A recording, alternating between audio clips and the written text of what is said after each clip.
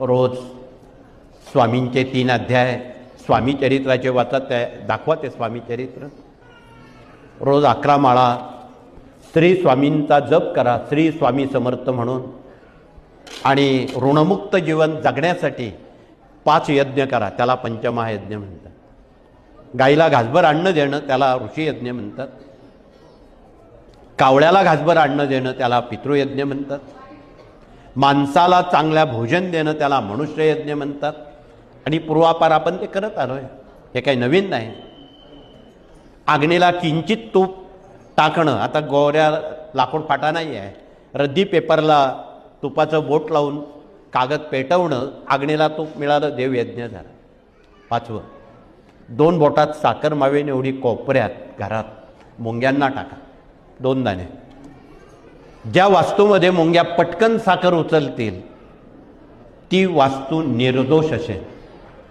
अशी काही माणसं आहे, अशाही काही जमिनी आहेत, वास्तू आहेत, घरं आहेत, मुंग्या साखर खात नाही. मुंगीला साखर किती प्रिय आहे.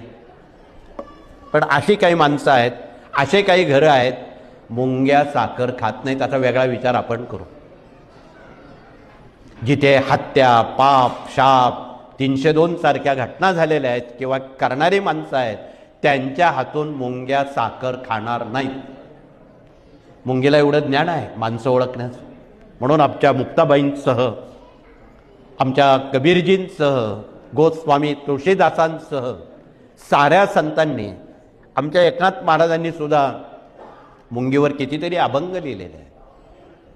आमच्या कबीरजीनं एका पंक्तीमध्ये मुंगीवर खूप भाष्य केलेलं आहे. आमच्या मुक्ताबाईंनी मुंगी उडाली आकाशी, तिने गिळले सूर्याशी, 700 अभंग लिहिलेले आहे मुंगीवर.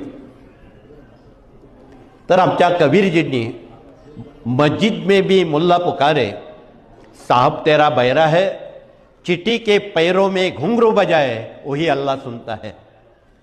यापेक्षा